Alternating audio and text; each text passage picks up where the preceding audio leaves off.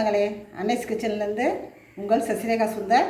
இன்றைக்கி வந்து நம்ம லஞ்சுக்கு ஒரு சுண்டைக்காய் வச்சு காரக்குழம்பு செஞ்சு காட்ட போகிறேன். இது என்னென்ன பொருட்கள் தேவைன்றதை இப்போ பார்த்துடலாம் வாங்க. இதை வத்த குழம்புன்னு சொல்லலாம், காரக்குழம்புன்னு சொல்லலாம். இதுக்கு தேவையான பொருள்லாம் இப்போ பார்த்துடலாம் வாங்க. மிளகு 1 ஸ்பூனு, 5 காஞ்ச மிளகா, 1 டேபிள் ஸ்பூன் கடலை பருப்பு, 1 டீஸ்பூன் உளுந்து, இது இந்த மல்லியெல்லாம் சேர்த்து வறுத்து நம்ம பொடி பண்ணி வச்சுக்கணும். இதெல்லாம் பார்த்தீங்கன்னாக்கா நம்ம மிளகாத்தூள்லாம் போட போகிறோம், காஷ்மீர் சில்லி இதெல்லாம் போட போகிறோம். இருந்தாலும் வந்து இதெல்லாம் சேர்த்து நம்ம எதுக்கு வறுத்து அரைக்கிறோம்னாக்கா சுவையை வந்து நம்ம கூடுதலாக காட்டுறதுக்கு தான். சின்ன வெங்காயம், பூண்டு, தாளிக்கிறதுக்கு வந்து கடுகு உளுத்தம் பருப்பு, சீரகம், வெந்தயம், காஞ்ச மிளகா, கருவேப்பிலை, நல்லெண்ணெய், சுண்டைக்காய் வந்து வறுத்து எடுத்துக்கணும், தக்காளி, காஷ்மீர் சில்லி, மல்லித்தூள், சீரகப்பொடி, கடைசியாக வந்து இந்த வெள்ளைப்பொடி வந்து 1 டீஸ்பூன் போட்டு இறக்கினா இது வந்து சுவையை வந்து கூடுதலாக சேர்க்கறதுக்கு தான். இப்போ ஃபஸ்ட்டு பார்த்தீங்கன்னாக்கா இதை வந்து வறுத்து பொடி பண்ணி எடுத்துன்னு வந்துடும்.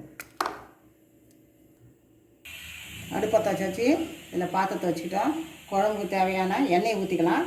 ஃபஸ்ட்டு பார்த்தீங்கன்னாக்கா சுண்டைக்காய் நம்ம வறுத்து எடுத்துக்கலாம்.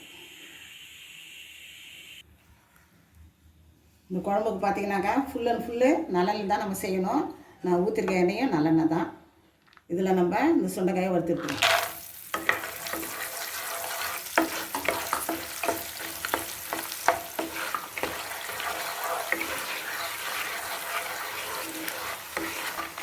நல்லா செஞ்சு எடுத்துக்கலாம்.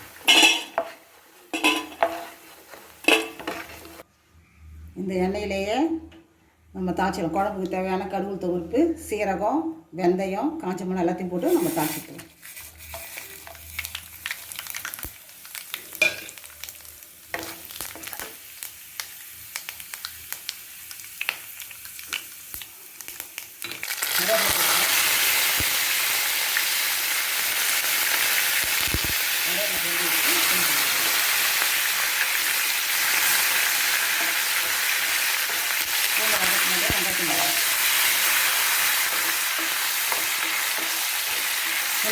செய்யும்போது தான் குழம்பு வந்து ரொம்ப சுவை கூடுதலாக காட்டும். அதனால் நம்ம பூண்டையும் வெங்காயத்தையும் தாராளமாக போட்டுக்கலாம். எந்த ஒரு காரக்குழம்பும் நம்ம செய்யும்போதும் பூண்டு வெங்காயத்தை நம்ம வந்து தாராளமாக போட்டால் தான் சுவை வந்து கூடுதலாக காட்டும்.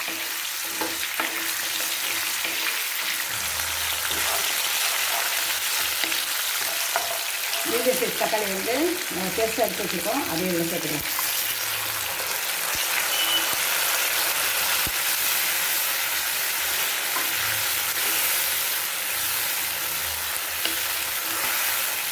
பச்சை வடை போடுறதுக்கு கொஞ்சம் வதக்கணும்.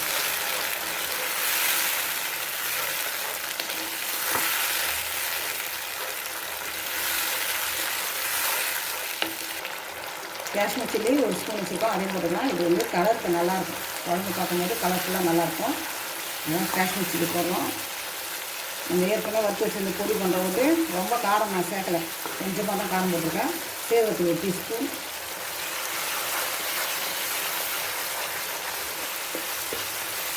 மல்லித்தூள் 1 டீஸ்பூன். இப்போலாம் குழம்பு திக்காக இருக்கும்.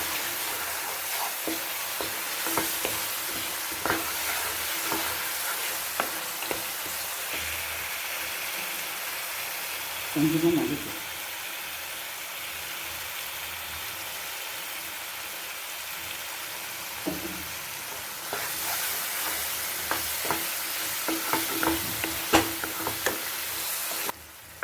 புளி வந்து ஒரு மீடியம் சைஸ் எலுமிச்சம்பழம் அளவுக்கு எடுத்து நம்ம கரைச்சி வச்சுக்கோம், அதை இதில் சேர்த்துக்கோம்.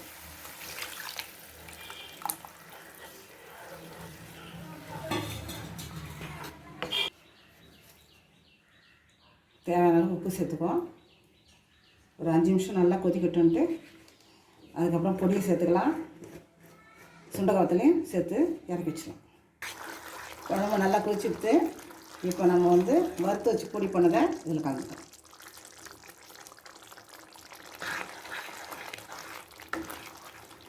குழம்பு ரொம்ப திக்காகிடும், கொஞ்சம் தண்ணி கலந்து.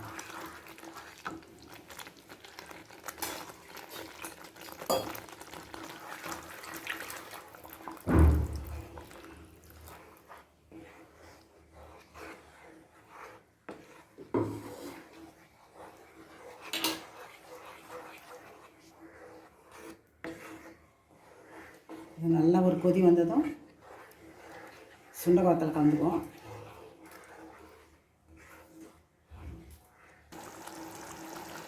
பொடியெலாம் போட்டு குழம்பு நல்லா கொதி வந்துட்டு இந்த நேரத்தில் நம்ம இந்த சுண்டக்காய் வறுத்து வச்சுக்கல இந்த வத்தல் போட்டுருவோம்.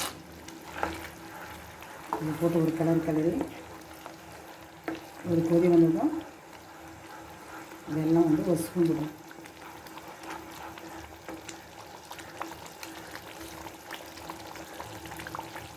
வெல்லம், இது பொடித்த வெல்லம் வந்து கடையில் விற்கிது, பொடி பண்ண வெள்ளமே, அதுதான் கலந்துக்கும்.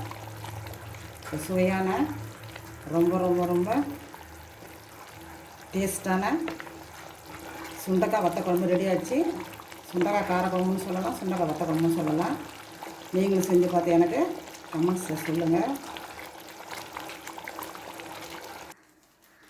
சுவையான ரொம்ப ரொம்ப கலர்ஃபுல்லான சுண்டக்காய் காரக்குழம்பு ரெடி ஆகிடுச்சு.